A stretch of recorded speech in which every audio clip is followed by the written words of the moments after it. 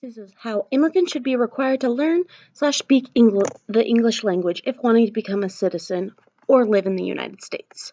Right now, only immigrants wanting citizenship in the U.S. are required to pass a test, whereas immigrants only looking for a temporary license, like a green card, do not.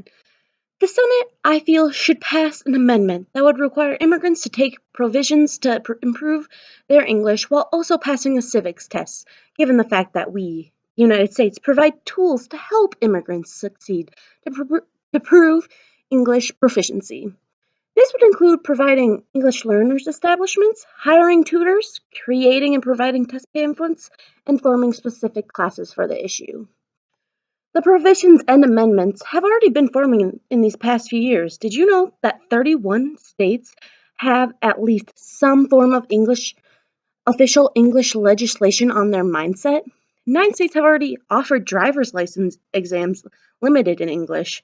Out of these 9, Oklahoma has required only English proficiency in order to obtain a license. In 2002, 2 in 3 immigrants born adults said that the United States should expect all immigrants to learn English in the Public Agenda Survey.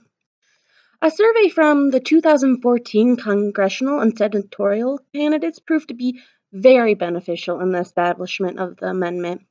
Out of the 50 states, 27 states complied their opinion in this survey. The results were, according to the Rashomon reports, that 83% of Americans stated that they wanted English to be their official language, which no other issue can be found that so many Americans from different backgrounds have come in total agreement. 32 states have already passed some form of official English laws. Recently passed states were West Virginia, Oklahoma, Kansas, and Idaho. There are many benefits that come along with learning English and accepting the amendment to do so. One, it prevents the cost of foreign language translation services on the U.S. taxpayer, meaning pretty much all of us. Did you know that on average it costs $1.86 million to prepare written translations for food stamp recipients nationwide? And the cost of oral translations is $21 million nationally each year. We would be saving at least partially of this much with a common language. Second, it would help immigrants understand what Americans expect out of them. Did you know that France, Great Britain, Germany, and among the European countries are moving towards the requirement of English as their main language for the person to have the right to become a citizen? Thirdly, learning the language would help immigrants be involved in government services, democratic process, and promote unity. In December 1992, the Monthly Labor Review published a study that found that immigrants are slower to learn English when they receive a lot of native support. This would knock down language barriers that keep many from success. 4. Promoting the idea of requiring English empowers the immigrants.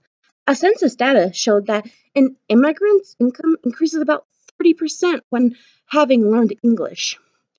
With English, immigrants wouldn't fail economically, academically, and socially. Common language would be allowed to find unity within everyone's diversity. Also, the amendment would provide a variety of things to ensure immigrants get a quality education.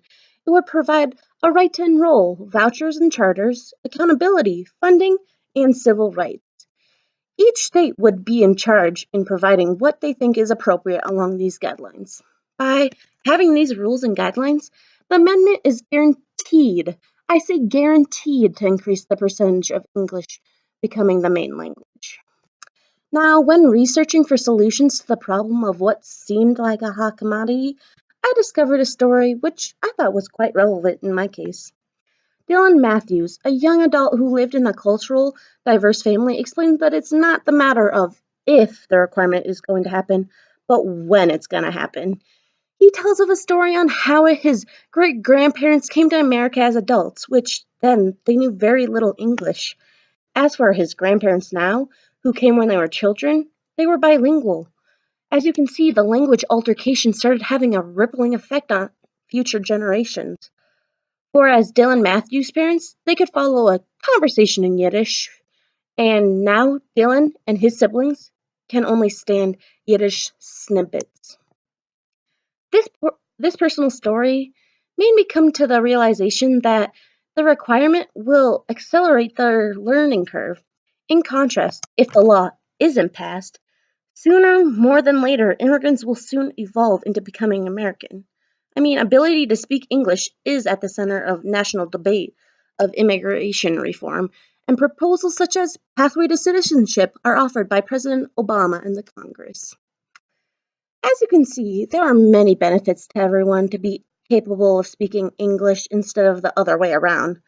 Which leads me a quote by Eric Pickles, British Secretary of State for Committees and Local Government. He states that a community of broken English is no community at all, which, in my opinion, means that if we can't come together in a mutual language, how are we supposed to come together as a nation?